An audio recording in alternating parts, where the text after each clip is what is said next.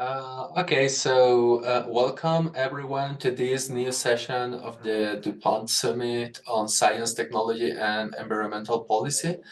Uh, I'm so happy to welcome to the session. Microalgae based crop support technologies show multifaceted promise well suited to looming threats with Dr. Jules Sneidenburg. He is a research fellow from the School of Global Development at the University of East Anglia. So just to remember you, if you have any questions for our presenter, please type them here on the chat box or in the Q&A, and he will address them during the Q&A session at the end of the presentation. So yeah, it's an honor for me to present Jules Siedenberg. Thank you for being here, Dr. Jules, and the room is all yours. Yeah. Okay, thank you. My pleasure. I want to begin just by saying a couple of words about two of the earlier sessions, and how my presentation sort of builds on them. So first of all, the panel discussion this morning about bio-based inputs. Really interesting stuff, but my work takes a different perspective. Similar issues, but I would say quite complementary, but definitely different. So where this work comes from, of myself and the rest of the team, first of all, it comes from excitement around algae and microalgae in particular, as exciting technologies with different possible uses across various use cases. So that's one place. And another place it comes from is concerns with these broader problems like climate change and food security. And so these really broad issues, refugee flows. And the third way it differs a bit is we're very focused on the farmer perspective. So what the farmers need, what the farmers think, trying to really focus on the farmers. So anyway, I think there's a lot of complementarities, but it is a distinct perspective. So our starting point, first slide, please, is that food systems are in trouble. And basically, next slide, Mauricio. Oh no, sorry, no, that you're right. Sorry, I can't see it. You're right. First, it was the first slide. My apologies. So go back if you'd be so good. Thanks. Yeah. So food systems are in trouble, and there's basically, obviously, agricultural development has successfully boosted productivity. We've basically produced enough food worldwide. There have been, lots of successes. That's clear. But all this has come at a cost. So maybe food systems seem to be working, but there are all sorts of problems. And these have been assessed by different high-level reports, high-level studies. So there's costs to health, economic costs, and environmental costs. We know about problems with, non-communicable diseases, obesity, things like that, diabetes. And then on the one hand, in the north, you've got those kind of problems. And then by and large in the south, you have problems with malnutrition. And of course, there's problems with pollution, economic problems. If people have non-communicable diseases or they're malnourished, they're not going to be as productive. So that's an economic drain. And then there's all sorts of environmental problems that come with the food system, things like land degradation, climate change, biodiversity loss. And these high-level analyses that have been conducted suggest that unless we really do something dramatic to change these dynamics, the future could prove quite dark. They predict widespread crop failures, which would of course lead to food insecurity, and that's not desirable, obviously, on numerous levels, and also that we would struggle to meet the various Sustainable Development Goals and the Paris Climate Accord targets. So yeah, it would be a messy world if we don't manage to address these problems. So next slide, please. So basically, there have been calls for food systems transformation. That's the term that gets used. Various leading voices have called for this. Basically, it's about securing better outcomes for people and planet. That's the terminology that's used. In 2021, there was the UN Food Systems Summit. There was a big report put out by the Eat Lancet Commission. There's another big report by Food and Land Use Coalition, et cetera. And in fact, I was just attending parts of the COP29 in Azerbaijan, and they called for this repeatedly and very forcefully as well. So what would food systems transformation involve? I mean, different things, but one part would be to diversify protein supplies. So not just, beef and chicken and milk and these things so much, but sure, some of that, but then moving progressively toward things like insects, algae, lab-grown meat, and then a transition to this concept of productive yet regenerative agriculture, for instance, different kinds of agroecological practices, and then also harnessing the digital revolution, so precision agriculture. So what are the anticipated benefits of doing this? Basically, agriculture would work better and we'd have better food security, we'd have healthier diets, and we could have all kinds of positive environmental impacts, like helping reduce climate change problems, conserving biodiversity, reducing deforestation, etc. And one of these analyses estimated that the economic gains to society would be huge from doing this. So on the one hand, you have, potentially quite disastrous outcomes if we don't do something dramatic fairly soon. On the other hand, we have all sorts of, gains on multiple levels if we do act. So it's quite a forceful call that's been made repeatedly. Next slide, please. So if we're talking about food systems, obviously farms are central to food systems, both to their problems and to their solutions. Farms are the basis of food systems. Of course, they produce food, we need the food, but they face all sorts of risks. One is rising costs of agrochemicals, which many farmers can struggle to afford. I've worked a lot in Africa, and it's a particular problem in some of the countries of the global south where they struggle to afford, many farmers struggle to afford adequate levels of inputs or even inputs at all.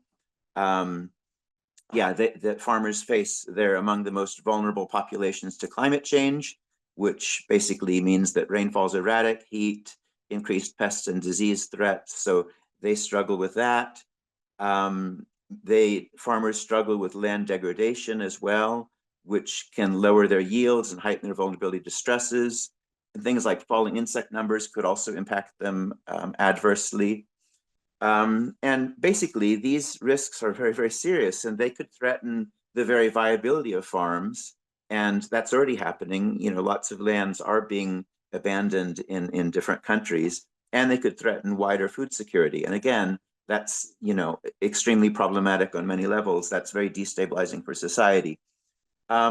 Conversely, if we manage to find ways to address these concerns, then so as we just said, food systems transformation could have all these positive effects, but on a farm level, basically you can have agricultural innovations, and agricultural innovations can help address these threats to farming.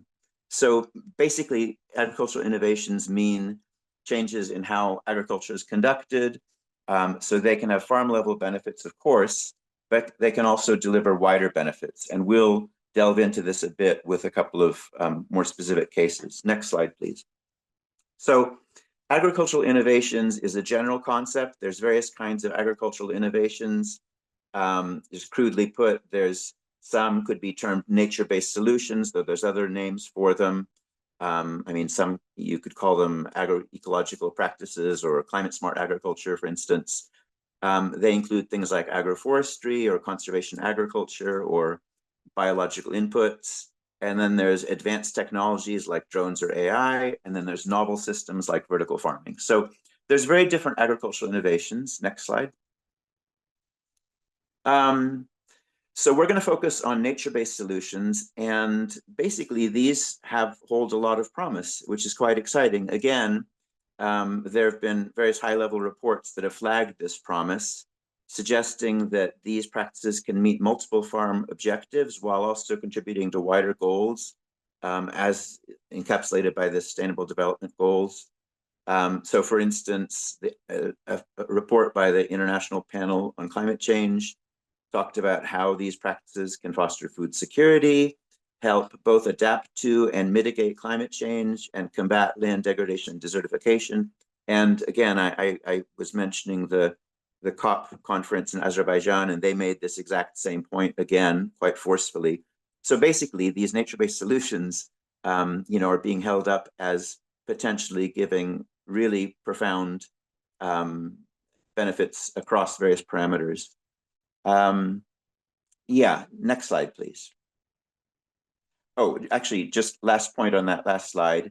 Basically, nature-based solutions, crudely put, you could say that they offer scope to shift farms from drivers of wider problems to solution spaces. So from drivers of food insecurity, climate change, exacerbating climate change, to solutions to food security problems, solutions to climate change problems, solutions to land degradation problems. I mean, that's the fundamental point, and it is quite profound. Next slide, please. So there's obviously different sorts of farmers in the world, and yeah, very crudely put, you could talk about low-income farmers and low-income countries and high-income countries at the two extremes. And basically, farming is quite fundamental to the economy and to the employment of low-income countries, much more so than high-income countries. As you can see, in low-income countries, 63% of jobs and 25% of GDP versus 3 and 1% high-income countries. So farming, if we get it right, or if we don't get it right, is much, much more important for some of the poorer countries. And as it happens, the early evidence suggests that some of these nature-based solutions are particularly effective in the poorer countries in the situations that some of these farmers face. So again, they just seem like a really exciting group of opportunities. Okay, next, please. Next slide. Yeah, there we go. Right. So now we're narrowing down a bit more. So we're looking at microorganism-based, nature-based solutions for agriculture. So not just nature-based solutions, but scaling down and looking at microorganisms. Okay, so why are we doing that? Well, because they might show particular promise. Yeah, basically they have various, well, okay, so what are microorganisms? They include things like microalgae, bacteria, fungi, viruses, and there's various of these have shown strong capacity to support crops. So basically, various of these microorganisms have shown strong technical efficacy. But this group, microorganisms, also has various inherent advantages. One is that they can reproduce quite rapidly. Like if you think, how long does it take for the biomass in a cow to double, or the biomass in a tomato to double, versus how fast it takes, bacteria to double? Yeah, basically there's a huge difference. They're much faster. Potentially they can be produced in diverse localities or under diverse conditions. So they're very adaptable. And then also they can change fast. So they have very short generations. And if you apply selective pressures to colonies of bacteria, microalgae, or fungi, whatever, you can change them to adapt them to certain circumstances more effectively. So they're very malleable. So one practical problem is that there's too many of these. So microorganisms are extremely numerous. So species numbers, I mean, these are rough guesses because it's not really known, but it's estimated that there may be 1 million microalgae, 1 billion bacteria, maybe 2 million, 2.5 million different kinds of fungi and viruses. I mean, from what I've been able to find, it's not even, yeah, it's a question mark because it's so unknown. But basically, whatever these numbers are, the point is that there's lots and lots of possibilities, which is daunting because where are we supposed to focus? So if microorganisms may be promising for farmers, which ones are we going to focus on? Basically, evidence on many of these species is going to be thin or absent. Next slide, please. So we're focusing, our research team is focusing on microalgae. And what are microalgae? I'm sure you all have a sense of that already. There's something that we're pretty familiar with, but just a few quick words. They're mostly aquatic microorganisms that are rich in nutrients and bioactive compounds. They play a huge role in the global ecosystem. It's estimated that half of global photosynthetic activity is generated from microalgae. And actually, at the early explosion of life 650 billion years ago, the Cambrian explosion, it's believed that the pivotal organism at that moment was a microalgae in the sea, which basically powered the transition. It gave the fundamental energy that other species used, that gave the platform for the explosion of life. Microalgae underpin the food chain in many ecological niches. So there's all sorts of different uses that get mentioned nowadays: bioplastics, nutraceuticals, cosmetics, feed, food, bioremediation. So there's a lot of excitement around microalgae. So why are we focusing on them? Well, they can be potent for farmers, so that's the most basic reason. And this is really important. Some of them have been studied extensively. So there's still big knowledge gaps, but some of these species are actually reasonably well known. So we're narrowing down now. And there's also existing initiatives on microalgae. There are international conferences that are held every year. There are professional bodies, active professional bodies. And some of these species are also relatively easy to cultivate. So all of a sudden, the daunting diversity of microorganisms is looking a bit less daunting. Next slide, please. So again, following in the same vein, we focus on the two best known and most familiar kinds of microalgae, which most of you have probably heard of: Arthrospira and chlorella, which are commonly known as spirulina and chlorella.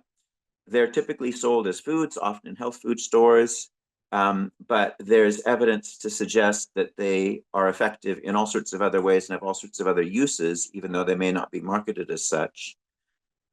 These are the two most studied and commercialized types of microalgae. They're relatively affordable if bought in bulk. So I'm over here in Europe, so we use euros, and so 15 euros or 25 euros per kilogram. So 15 for Arthrospira, 25 for chlorella. So it's still a little pricey, but yeah, not too pricey. And Arthrospira in particular are very easy to cultivate, sort of opening up the prospect that maybe in places where these are very useful, they could be cultivated locally. So why are we interested? Why is this profile of these two kinds of organisms, why is this relevant to really focus on spirulina and chlorella? Basically, because if we find something that looks really good with these species, that could open scope for wider near-term uptake, because there's already a reasonable amount of data, they're reasonably available, et cetera, et cetera. So it's a shorter distance from theory to practice if you focus on these species. And potentially they might offer early solutions to pressing problems facing agriculture and these other aspects of the needed food systems transformation. Next slide, please. Okay, so this is just a recap of what we just said. Basically, agricultural innovations can help deliver farming systems transformation. We are looking specifically at one set of agricultural innovations, nature-based solutions, and then specifically microorganism-based, and then specifically microalgae-based, and then specifically two types of microalgae. So that's what we're looking at. And incidentally, this work was published in October in a paper in Environments, and we should include that in the notes at the end of this presentation. Next slide, please. So what did we do? I mean, basically, it's a literature review. So we reviewed various studies that were looking at the effects of microalgae on crops. And microalgae, not just intact microalgae, but different kinds of extracts from microalgae applied different ways, but any kinds of ways that microalgae was applied to crops. That's what we looked at. And then we tried to distill, looking what were the different types of impacts they had, and then summarize the findings, and also thought about any ways that microalgae might harm production. And then this is something that the studies that we looked at didn't really do. We set these findings in context. So basically in context of the unfolding food systems dynamics, of this idea that we need food systems transformation, that the food system is broken.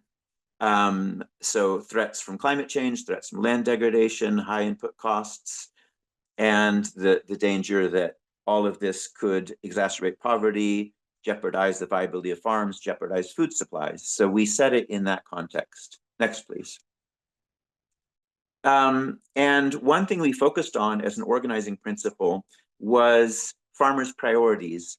And why did we do that? Well, because farmers, as we already said, are central to food systems, and they're also central to any sort of transformations. I mean, they basically act as the CEOs of their farms.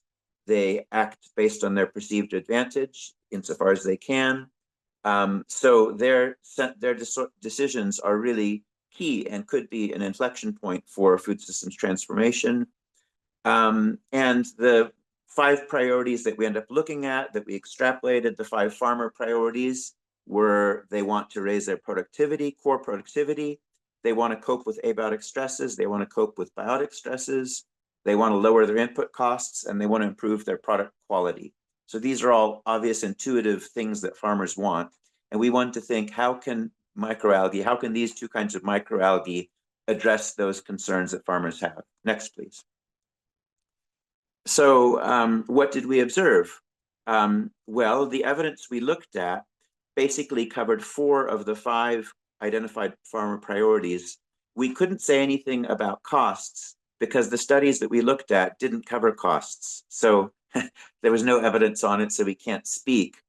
But we ended up identifying 5 different efficacy pathways, or 5 different ways that microalgae can be beneficial toward crops. And we ended up with 5, even though one of the priorities fell out, because actually microalgae have 2 distinct ways that they can boost core productivity. So one of their priorities got addressed in 2 different ways. Basically biofertilization, which is increasing nutrients, and biostimulation, which could be termed improving metabolic efficiency or efficacy.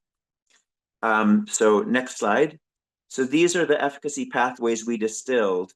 And this is quite a different perspective than the excellent presentation from this morning by Dr. Stone and the panel discussion, because they were looking at a product that is a biofertilizer or a product that is a biopesticide. And that's completely understandable from a business standpoint, a government standpoint. But we were looking at what the data on different kinds of studies, if you look at how spirulina or chlorella affect cropping, what are the different things that come up in the literature?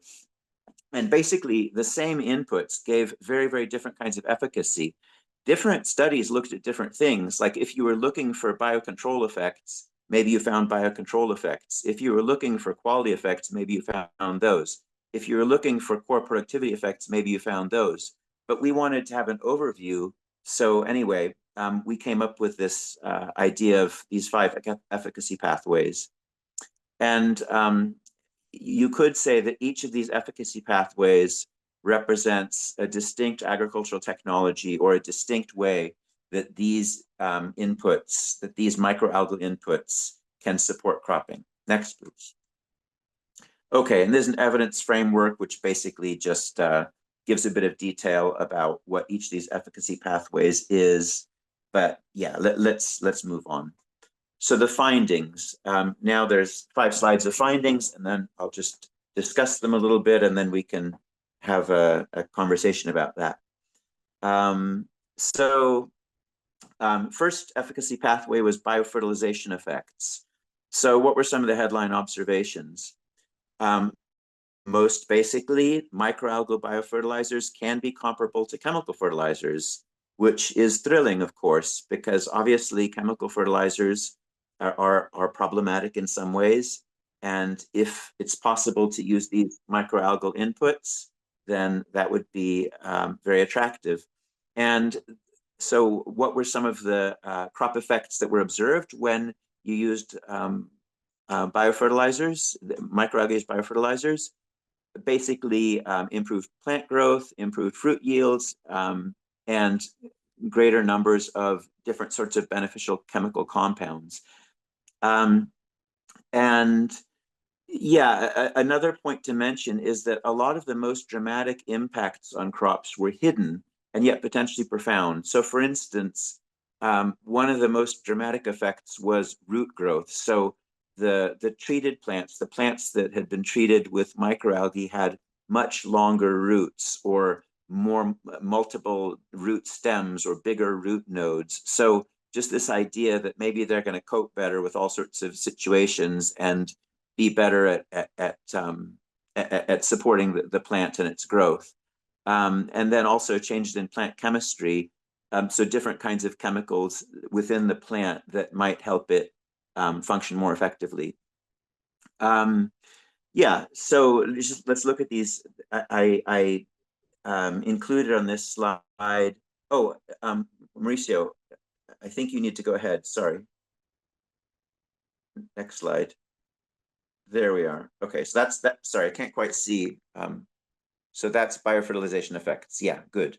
Okay, so yeah, so a few the studies mentioned on the bottom. So one of them looks at the numbers comparing the microalgae versus the chemical fertilizers.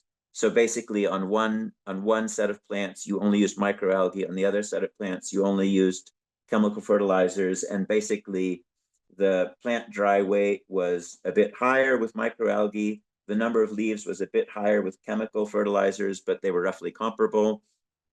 And then there was a study on strawberries, and basically, yeah, so if you either put microalgae on or didn't put microalgae on, you had much more fruit. The fresh weight of the fruit was much bigger. Chlorophyll was much bigger. Sugar content much bigger. Yeah, and then finally, the third study at the bottom, which actually I'm not sure you have on that slide. My apologies.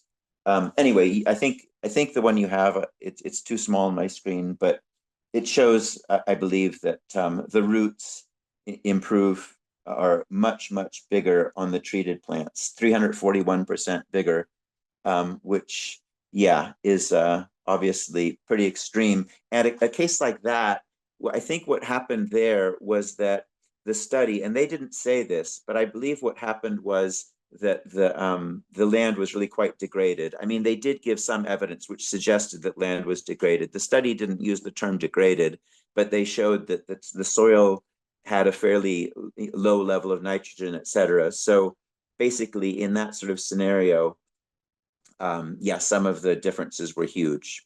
Next slide, please. So second was biostimulant effects. And again, this was basically not giving nutrients to the plants, but giving them, stimulating the metabolism. And how do you know that it was doing that? Well, because all of the controls were fertilized controls. So you were comparing a fertilized plant with a fertilized plant plus the microalgae. So the microalgae wasn't fulfilling a fertilization role because that had already been fulfilled. Anyway, and what that showed was that that you could boost core growth, core crop growth, sorry, beyond the fertilization effects.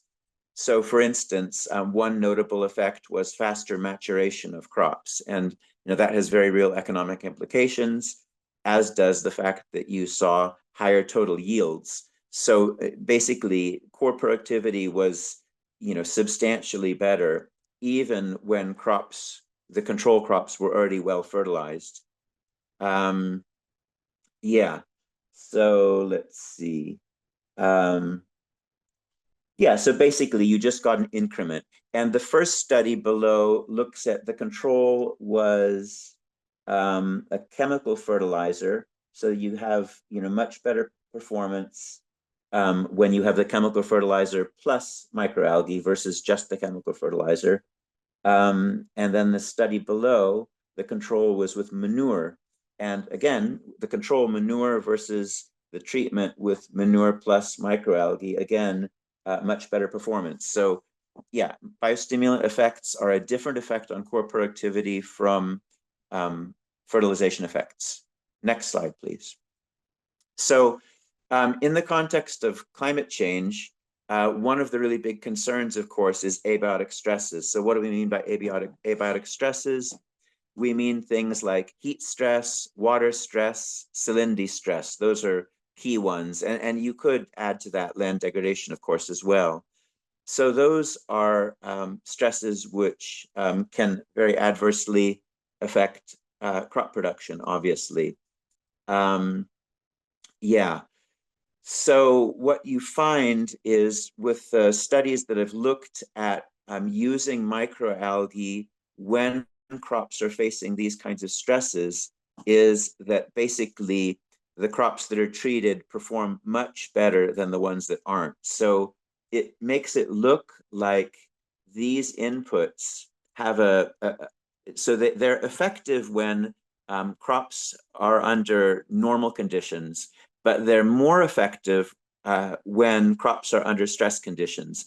The difference between with and without is bigger when crops are under stress conditions. So these inputs seem really well suited to facing the kinds of stress conditions that that farmers basically are facing nowadays with climate change and land degradation.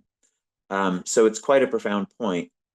Yeah, and then I guess it should be mentioned as well that some of the changes the changes in the crops due to treatment actually could enhance the health properties of the products, the health properties of the tomatoes or the aubergines, because some of the chemical properties that help the plants cope seem to be similar things to ones that are good for our health, like carotenoids, for instance. Yeah, so let's see. Right, so the first study noted, let's just look at the two studies noted below. So the first one looks at maize, and it looks at what happens under normal conditions, and you can see that that it improves things like root length or number of roots by between 25 and 29%. So that's good. But then look, when you're comparing maize facing drought conditions, the difference between treated and untreated is much bigger. So it's 22%, 53%, or 66% for the parameters looked at. And then when you look at low nitrogen levels, so degraded soils, the difference is bigger still. So 1967 or 70% more. So yeah, basically, they make a huge difference. And then the study below is looking at what happens when you incorporate seawater into the irrigation. So basically, saline water. So what happens when you subject wheat plants to salinity stress? That's essentially what they're doing. And essentially, what you find is that the plants subjected to salinity stress cope much better if they're treated with microalgae. And yeah, so I mean, one application is you could maybe think about using salt water as irrigation if you're near a saltwater body. But the other implication is that salinity is a problem that is associated with climate change. And so in any kind of situation where your water is becoming saline, your crops might cope much better if you use microalgae. Next slide, please. Okay, there's the fourth of the five finding slides. So basically, we found that, or the studies that we looked at, some of them found that the microalgae had enhanced the resilience of crops to biotic stresses. So of course, pests and diseases are among the key problems that farmers face, and these are things that can be exacerbated by climate change. Yeah, so, and of course, farmers have ways of dealing with these things, different sorts of pesticides or crop pest control strategies, but chemical pesticides, herbicides, nematicides, this sort of thing. But potentially, if microalgae shows efficacy against these kinds of threats, perhaps microalgae could offer alternatives to these chemical inputs. And this is interesting as well, not just because chemical pesticides can be problematic, but also because these inputs have other benefits besides just coping with perhaps building resilience to pests and diseases. They can have benefits for human health, the environment, other benefits for plants. Yeah, and I guess another point that bears saying is these studies that we looked at that found that microalgae helped cope with biotic stresses. These were just usually microalgae in their normal form. These weren't genetically modified. These weren't ones that have been subjected to selective pressures over time. So basically, these were, raw, undeveloped microalgal inputs. But if you were worried about any particular pest or disease, you could, tailor microalgae to deal with them better. And so I think, even the findings that we report are quite exciting, but these are just the bare beginning of what you could potentially achieve. So, yeah, let's see. So just there's a study there below, and it looks at, yeah, so basically, sorry, I can't quite see. So is the study you have on the screen, is that potato or tomato? Which one do you have? Sorry. Potato and tomato. But Oh, you have both. Jules, I am so sorry, but I have to stop you now. We are running out of time, and the next session is about to begin. Oh, So no. so sorry. Yeah. Oh, okay. But yeah, I remember to all the participants that you can engage in conversation with Dr. Jules in the Huawei platform. And yeah, again, this was a wonderful presentation full of interesting facts. I'm so sorry to cut, but I invite you to join our next and final session on the DuPont Summit. Okay? Okay, thank you. Thanks to you.